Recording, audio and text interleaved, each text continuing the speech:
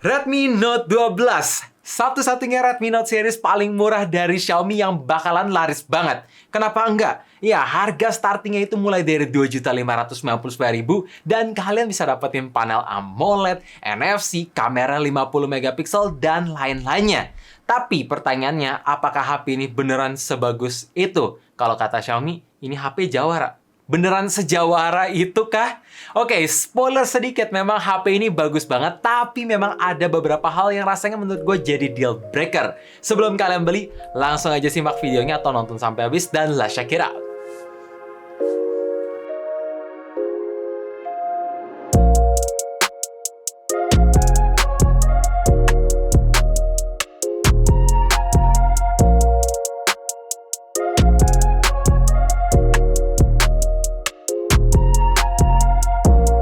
Pas pertama kali gue ngeliat layar HP ini, asli ini bagus banget. Iya, sampai pas video ini dibuat, gak ada HP 2 jutaan yang punya kualitas layar sebagus Redmi Note 12. Ketika gue pasang nonton video, warnanya itu vivid banget, colorful, saturation-nya bagus, terlihat hidup, colorful, persis kayak HP-HP Samsung. Dan ketika gue ngecek online shop mereka atau di website mereka, ternyata bener panelnya menggunakan panel Samsung. Gak heran, bagus banget dengan tuning color yang juga bagus. Oke, untuk resolusi masih di Full HD Plus tentunya, dengan kerapatan yang memang sedikit turun ketimbang Redmi Note 11 kemarin, tapi menurut gue masih cukup tajam. Dan yang gue senang, walaupun panel HP ini masih menggunakan Super AMOLED, tapi dikit banget yang di-downgrade. Ya, bahkan di-upgrade beberapa hal sama Xiaomi. Pertama, dalam segi brightness, sekarang bisa nyentuh sampai 1150 nits maximum brightness yang aman banget ketika dipakai di kondisi outdoor. Layarnya cerah banget. Kedua, dalam segi refresh rate naik ke 120 Hz yang mulus, konsisten, sampai posisi baterai udah habis, ini bagus banget. Dan sekaligus touch samplingnya naik sampai 240 Hz. Kalau ditanya apakah ada delay, well, ketika gue coba main game FPS kayak PUBG, coba main multitask menggunakan Mobile Legends, dan main Real Drum, ini aman-aman aja, nggak ada delay, pokoknya udah bagus. Bahkan untuk ketahanan layarnya masih menggunakan Corning Gorilla Glass kalau gue ngeliat dari dusnya. Walaupun ya gue nggak tahu ini versi berapa, tapi yang penting udah menggunakan Corning Gorilla Glass plus dapat free screen protector bawaan. Terus kurangnya apa dong bang? Ya bezel bawahnya aja sih yang masih terlihat tebal, tapi wajar buat HP 2 jutaan. Dan ini nih yang kurang gua suka. Walaupun HP ini sudah menggunakan panel Super AMOLED dan tersedia fitur Always On Display, tapi tetap nyalanya cuma 10 detik. Kalau mau Always On harus di-tweak sendiri. Iya, mesti ada ekstra langkah lagi. Desain belakang HP ini menurut gue agak kurang kreatif. Iya, lihat bentuk frame kameranya mirip kayak Realme. Jadi kayak amati, tiru, modifikasi. Jujur gue masih lebih prefer dengan desain Redmi Note 10 ataupun Redmi Note 11 karena terlihat ada ciri khas dan menurut gue desainnya itu timeless. Bener-bener gak bikin bosen. Apalagi dalam segi bentuk HP ini makin ngotak dan makin besar. Jadi kalau mau digunakan menggunakan satu tangan, gripnya itu kurang banget. Iya, udah tidak melengkung. Dan untuk finishing, ini dibuat doff dengan tekstur halus, gue suka. Tapi sekaligus ada satu hal yang bikin gue risih, yaitu gampang banget nempel sidik jari. Diginiin aja, udah kelihatan, dan ini susah banget dibersihin. Harus menggunakan microfiber yang dibasahin dikit baru gampang dibersihin. Dan ngomongin soal build quality, bahan material back cover sampai framenya terbuat dari polikarbonat. Tapi menurut gue feelsnya ini solid, bagian belakang nggak gitu kopong, ya masih berisi. Dan dikarenakan HP ini makin tipis, jadi kalau misalkan mau dipakein casing, ya HP-nya nggak gitu tebal. Oh ya, ada satu hal yang gue suka dan ini masih bisa dipertahankan sama Xiaomi, yaitu dengan hadirnya fitur IP53 Dust and Splash Resistant. Jadi kalau misalkan kena air tipis-tipis, HP masih aman-aman aja. Nice, ini HP 2 jutaan. Jujur aja, karena ini Xiaomi, ekspektasi gue tuh tinggi banget. Iya, gue kira di awal HP ini menggunakan Snapdragon 4 Gen 1, tapi ternyata masuknya menggunakan Snapdragon 685.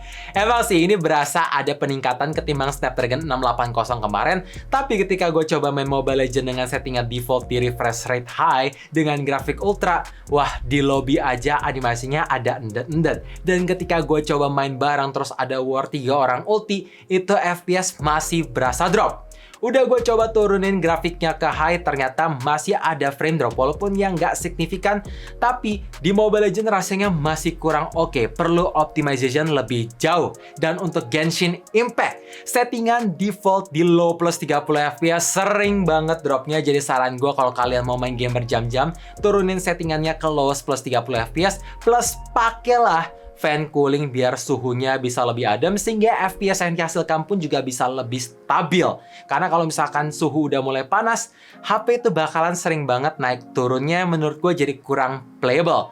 Ya di sini gue masih lebih prefer dengan performa Dimensity 700 karena lebih ngebut, udah support 5G dan optimization-nya pun juga lebih menyeluruh. Tapi kalau kalian tanya, "Bang, untuk kebutuhan setiap hari oke kan?" Ya oke aja, animasinya nggak ada endap-endap, buka tutup aplikasinya mulus. Pokoknya ya untuk kebutuhan setiap hari dan gaming sesekali ini masih oke dan bisa diandalkan layaknya HP 2 jutaan. Oh ya, ada satu hal yang cukup bikin gue terkesan. Walaupun gue beli di varian terendah 4/128 GB, tapi HP ini masih bisa di-expand RAM-nya sampai 3 GB. Ini oke banget sih.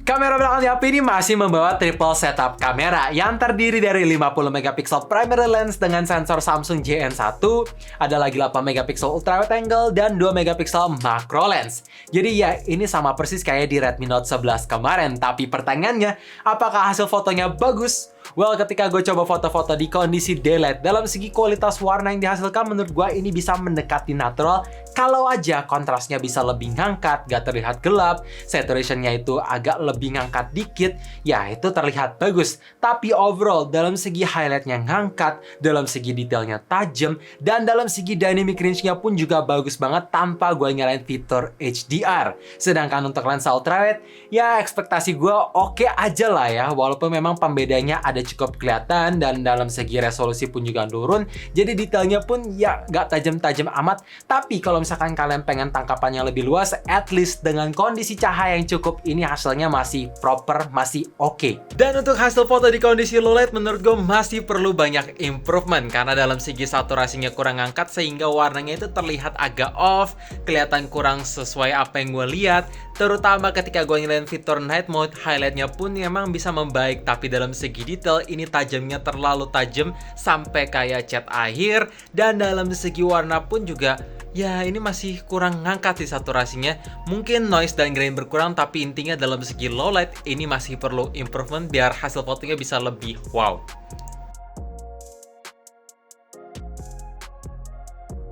Oke, jadi ada satu hal yang cukup mengejutkan gue di HP 2 jutaan. Memang viewfindernya tuh terkesan nggak stabil, tapi ternyata hasilnya masih stabil. Ya, ternyata ada IIS dengan detail yang bagus, walaupun memang kontrasnya ini agak berlebihan, saturationnya berlebihan, jadi terlihat agak pucat. Tapi yang penting stabil, guys. Nah, kalau ini adalah contoh di perekaman lensa ultrawide. Lagi-lagi tersedia IIS, jadi menurut gue ini lumayan banget buat HP 2 jutaan. Walaupun ya memang sih di viewfindernya ini nggak stabil, tapi hasilnya stabil, nice. Dan ini adalah contoh perekaman di kondisi low light sambil jalan biasa. Mungkin jitternya agak kelihatan dan ya stabilisasinya kelihatan masih kurang stabil. Tapi ya overall detailnya masih dapat sih. Highlightnya kalau misalkan gua tap fokus dia bisa lebih dapat. Dan gimana guys menurut kalian? Coba komen di bawah. Dynamic range-nya juga bagus ini. Oke, dan ini adalah contoh kamera depan, tapi menurut gue masih bisa diimprove lebih lagi karena masih ada berasa wobbly dan stabilnya kayak kurang aja. By the way, gimana untuk kualitas mic-nya guys? Karena ini lagi berangin, coba komen di bawah. Tapi dynamic range-nya ini bagus sih. Tuh, langit di belakang masih kelihatan dan muka gue masih kelihatan. Not bad.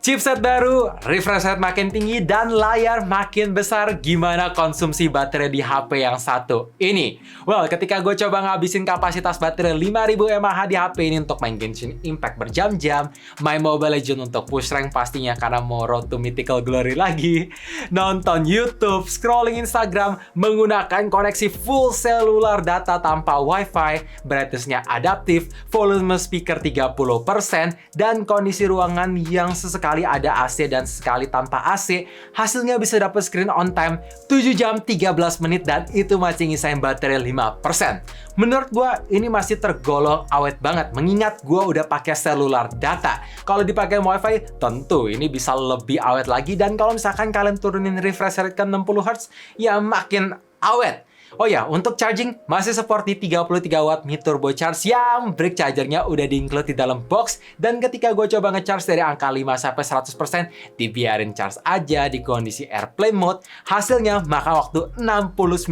menit yang menurut gue masih oke lah ya. By the way, portnya masih pakai Type-C.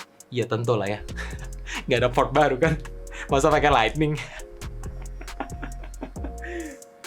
Kalau ngomongin soal fitur-fitur di HP ini menurut gue masih cukup komplit. Ya, masih ada NFC, masih ada Air Blaster, masih ada port jack 3.5, bahkan fitur-fitur yang kalian suka di HP 2 jutaan, kayak triple slot tray juga tersedia. Artinya kalian bisa taruh 2 nomor bersama, plus upgrade menggunakan microSD untuk storage sampai 1 TB tanpa harus korbanin slot manapun. Oh ya, untuk sensor keamanan masih ada fingerprint yang nyatu sama tombol power, tapi performanya masih ada screen response time delay kalau unlock dalam keadaan layar mati. Kalau misalkan unlock dalam keadaan layar nyala, ya ini berasa cepat plus responsif.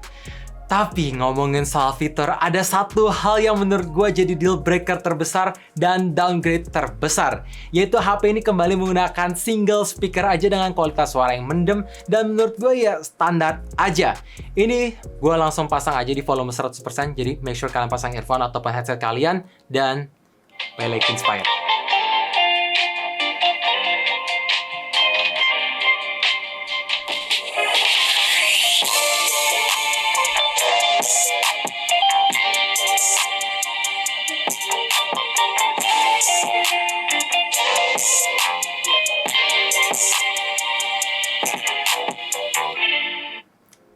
By the way, gue pengen nanya, apakah single speaker itu deal breaker buat kalian?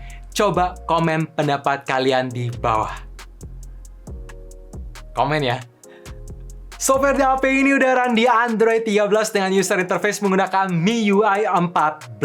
Jadi Androidnya ini lebih tinggi ketimbang Poco X5 kemarin.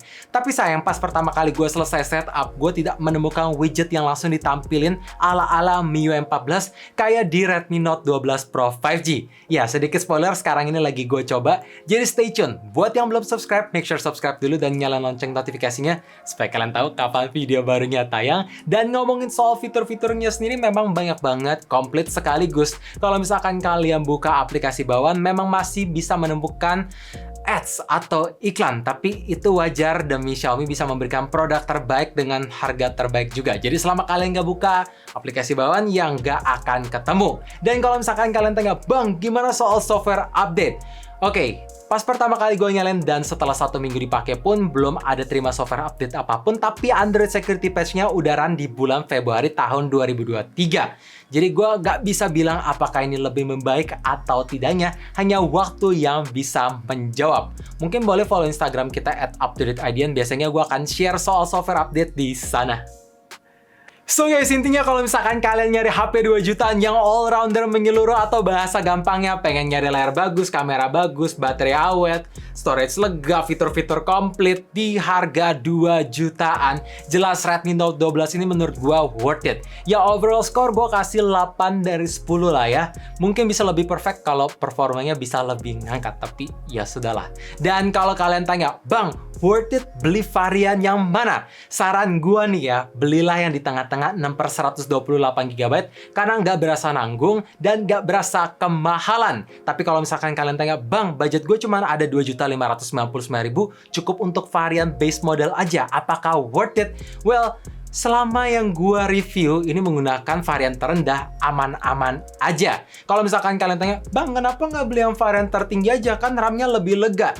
Menurut gua sih, kalau misalkan harganya udah 3 juta, mending beli Redmi Note 11 Pro karena jauh lebih berasa upgrade-nya dan bisa ngasih yang lebih di segitu atau di harga segitu. So, gimana menurut kalian mengenai HP yang saat ini? Coba komen di bawah. Dan buat yang udah pakai, coba share pendapat kalian juga di bawah supaya yang lainnya tentu terbantu. Dan ngomongin soal terbantu, kalau kalian ngerasa bermanfaat dengan adanya video ini, boleh bantu dong like-nya, share ke teman-teman, keluarga, teman-teman, ya teman-teman semua lah ya pokoknya. Sekaligus subscribe dan nyalain lonceng notifikasi supaya kalian tahu kapan video baru diupload. And thank you for watching. Stay safe, stay healthy, dan stay updated with up to date.